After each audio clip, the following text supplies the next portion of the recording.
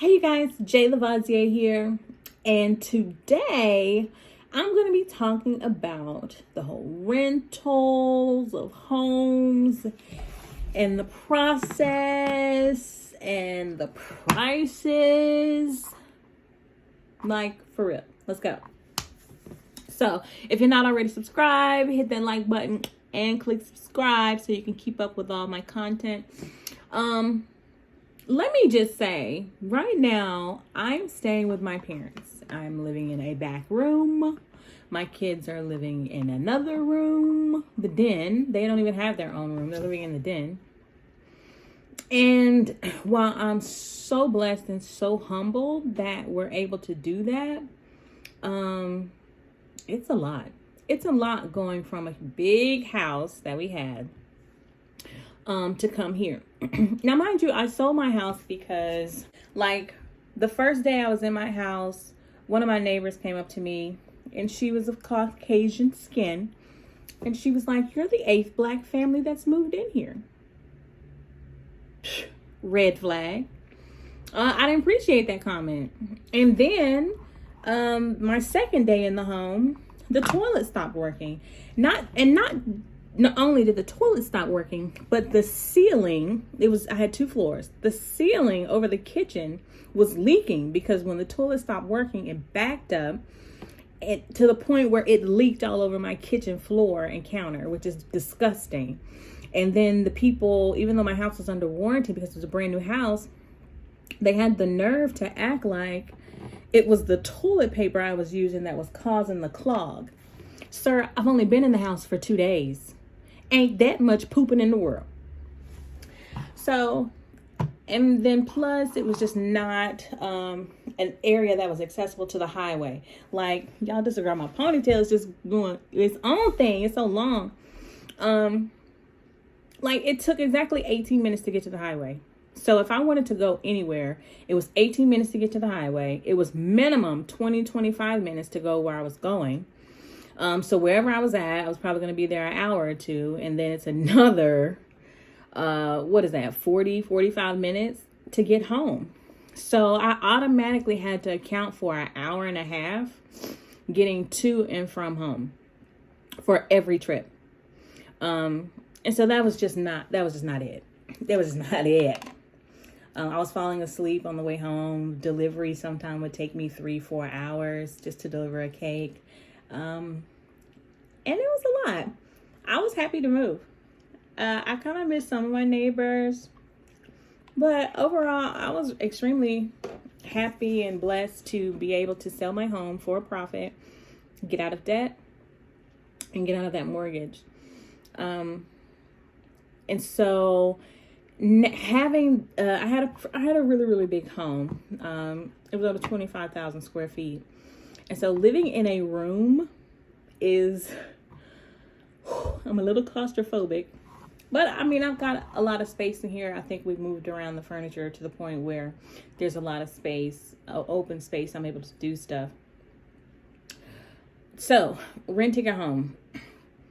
I've been looking at different properties. When I find a property that I like, that's a nice home for a decent price, I actually click on the link for the property owners or the leasing company to see what other properties they have and to go directly through that company. And a lot of times you can find a better deal, or once they notice that you're wanting to see several of their properties, they'll reach out to you. Or typically, if you don't go through Zillow or Trulia or anything like that, and you actually go through the leasing company, they will reach out to you. This particular company today, which is called Mind Management, MYND, or Mind Realty, they're the ones that I went through because it was such an easy process. In order to get a tour, all I had to do is take a front and back picture of my license, and then just send that over to them, and I was able to schedule a tour for same day.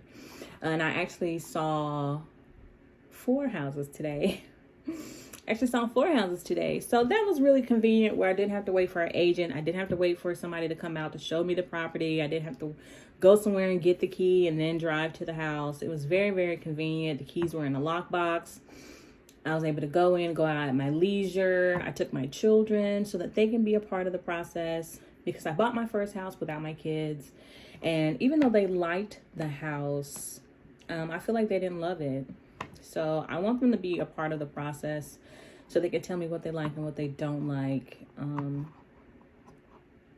then that means a lot to me. So I wasn't necessarily going off of price. I had set it for, I think, 2,000 and under, because anyone who's trying to rent a property right now, the rental prices are just as much as a mortgage right now. It's absolutely insane. Absolutely insane. But I wanted to see all the options, compare what's going for 1,200 versus what's going for 2,000. And I can tell you, it's a heck of a difference. In some places, not so much, but it's a heck of a difference. All I can say is good luck. Good luck. So I figure in order to purchase a home, I would need at least 20% down payment. I would need at least 20% down payment.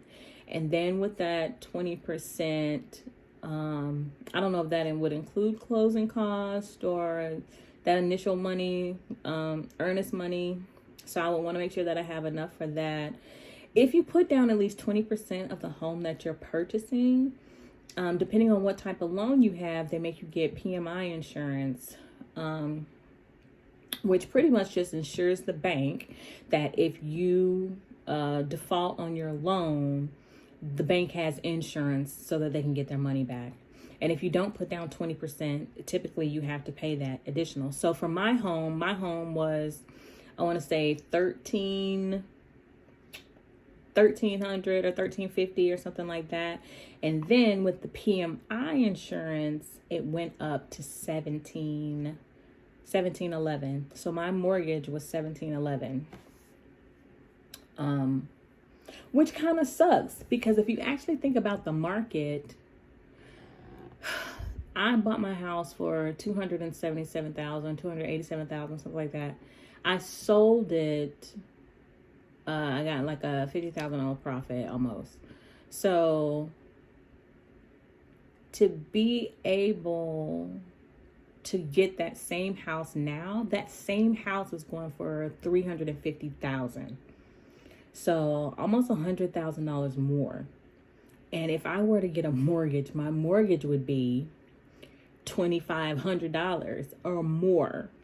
So when I look at that, $1,711, that was really, really a blessing. And if I had the 20% down, I would have only been paying $1,300 a month. That's amazing. So in retrospect, the way that I'm looking at things is I can either pay a house that costs $300,000 times 20% equals $60,000. I would need $60,000 in order to not have to pay PMI, and that doesn't count if I do a FHA. It's not going to count for that. Or I think there's another type of loan where the PMI, I think FHA is the only one where PMI is not calculated in. So that's if I get a $300,000, 20% is $60,000. That is a lot. If I'm renting an apartment, that's $2,000 a month. Here's scenario one. Scenario two. Scenario one, I buy. Scenario two, I rent. So a $2,000 a month apartment times 12 months. Most leases I think are going to be for 12 months. Is $24,000. So that's $24,000 I would have spent in rent. That does not include utilities. With utilities, add $6,000 for a total of, you would have spent $30,000 a month, or you would have spent $30,000 in order to just rent that home for the year. So, third scenario, I could stay at mom's.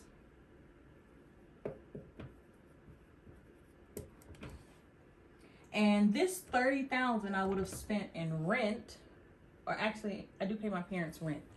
So the $30,000 that I would have paid in rent can actually go towards savings. So if I stay at my mom's for a year, with my mom, I pay $350 a month times 12. $350 a month times 12 months equals $4,200.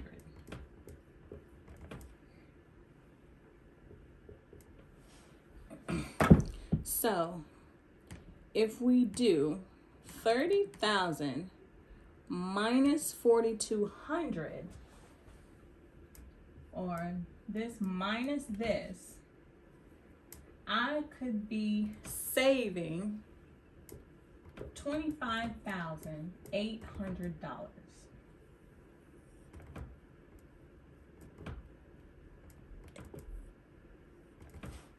$25,800, because I don't pay utilities here because it's all included in that $350, which is a huge blessing when you're staying with family. So, long story short, I could buy a house, but if I'm not paying $60,000 down, I'm gonna have PMI, and I'm gonna be spending $2,500 a month. And $2,500 a month times a year is $30,000. So either way, either scenario here is going to be the same price. So let me erase this. And now let me put the end price. So if I buy a home, I'm spending $30,000 a year. If I rent a home, I'm spending $30,000 a year. At least this, I'm earning equity. However, when the housing market drops back down, and once inflation goes down, I will lose my equity. I will lose my equity because I will be overpaying for this home. So technically, I may not have any equity at the end of it. $30,000, no equity, no savings. Stay at mom's, I'm spending $4,200,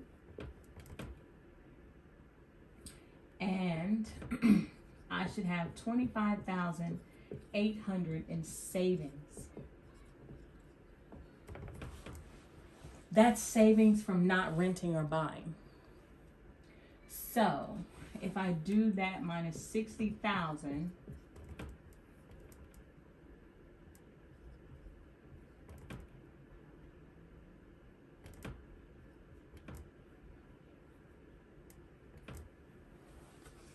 $34,200 is what I would need to make the next year in order to hit that 60,000. By that time, if inflation hasn't gone down, that 60,000 is probably going to go up to 80.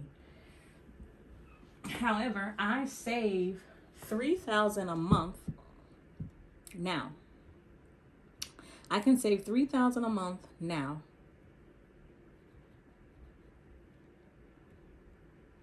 And that times a year is going to be $36,000. So let's say I stayed at my mom's for a year. So that would be $25,800 plus $36,000 in savings. We're looking at $61,800. So in a year, potentially, I could save this much money if I don't spend, if I keep a budget and keep my spending down to a minimum. I could potentially raise or save $61,800, and then in a year be able to buy or the home that I want and have a low mortgage. So I know that was a lot to say a lot, but let me flip the screen around. So let me just recap that. And I just want to iterate, everyone doesn't have family members to stay with. Everyone doesn't have their mom and dad. I understand that. And I understand how amazingly blessed I am to be here. And I'm extremely humbled by it. But I'm the type of person who likes to hold her own. I don't want to feel like I'm a burden on anybody. My parents are older. My son, he's 2. He wakes up every morning. He runs into my mom's room. They don't even go to bed till like 4. He's up at like 8 or 9. Run into my mom's room, waking her up. She's older. Her health isn't the best. I know she needs her rest. And things like that get to me because I know how I am when somebody wakes me up, and the extra fussing and yelling and then her having to split them up is just, I know it's a headache. There's always something to clean here. And even though I'm sure she enjoys her grandkids, I know how much she would really enjoy a little bit of peace. And I want to make sure that she has that. So just to recap, I could buy a home and be stuck in a 20 or 30 year mortgage. And I will be spending $30,000 a year. And even though I'll be gaining equity, that equity is not guaranteed once the market levels out. However, the longer I keep the home, and let's say, I'm able to rent it out or something like that, I could probably recoup some losses and even use it for a nice passive income eventually. But that's long term, right? And I would have to look at what's going for $300,000 right now. And I can promise you, I went house hunting, and the homes out there that are $300,000 should be $100,000. They're just old, like 1962, 1938, like old homes that should not be $300,000. Like inflation right now is absolutely insane. And so I'm not going to get that 5-bedroom, 2 living room, humongous kitchen, quarter of an acre lot that I had when I had my house. I could rent. I can come out here and rent a really nice home and spend $30,000 for the year. Once you do, and did I do utilities for the house? I don't even think I did utilities for the house. I just did the straight. So we didn't even add utilities to the house. So on top of that, that would be, what did I say? It would be $36,000 really for the home. Once you add in utilities, internet, bills, all that stuff, if you do $500, and that doesn't even include homeowners insurance. Oh my God, there's so much more into purchasing a home. You'd probably be like $40,000 a year. Renting, you're going to be at $30,000 a year, just because the prices of homes are way up. Now I could get something older. I could probably get something that's $1,395, like $1,400 a month or $1,500 a month, but it's gonna be so small and cramped for my kids, and then all the stuff, trying to cram it in there. And I've gotten rid of so much stuff. I mean, it would be the minimalism. We would be minimalist living in these homes, but they would definitely be older. And they would be these 1960s, 1950s, 1930 homes that probably have gas heat. That's going to increase my monthly spending. Or they're not going to be in the best of neighborhoods. And schools matter. So then you got to look at schools. And of course, if your lease, anything can happen to that lease while you're renting. At any time, that guy can say, you got 30 days to leave. And you got to leave. They could sell the house right from under you. And then trying to save when you're renting is not the easiest. because you're already spending a bulk of money each month just to make ends meet. And then any unexpected expenses, whether it's a car issue or something for school or a health issue or something maybe with the kids, all this stuff has to come out of pocket. And the only extra pocket you have is your savings. And so then it pushes back your timeline for when you're wanting to purchase your home. Or let's say you get iHappy or, window shopping happy, and you say, well, I've got money in the bank where I'm saving, and then you go and splurge on that. And then it just sets you back, and you're in a repeating cycle of money. Staying here at my mom's is not ideal. It's not. However, it is the best option. It is the best option, and I've got to suck it up. Period. I've got to suck it up and make the best of this situation and find better ways to get along and find better ways to do things so that my parents are less impacted with us being here. I can save money. I make sure I have my goals set. I make sure I'm meeting those goals, and I do everything in my power to make sure that I am doing exactly what I said I was going to do while I'm here, and take advantage of this wonderful opportunity to be with my parents. Because like I said, so many people don't have that option, or that their family doesn't have the space or the tolerance for them.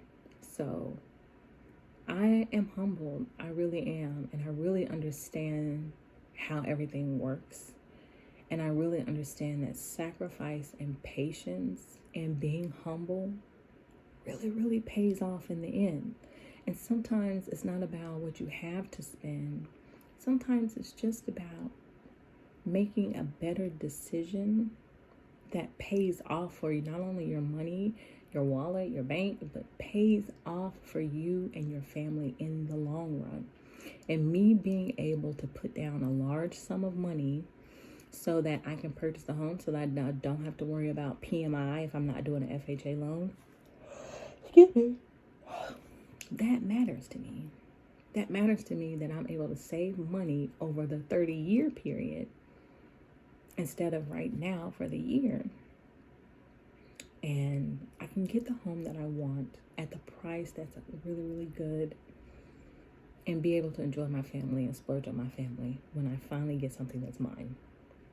So I know this is a super long video, but I just wanted to put something out there to kind of help you guys think through the process, right? Like, don't be so easily turned by the easier road.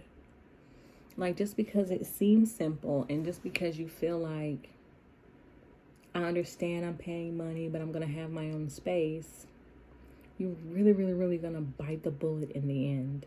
So think over all of your steps, all of your processes. Think over every choice that you make, and just make the right decision for you. Don't make this decision for anyone else. Just make the right decision for you.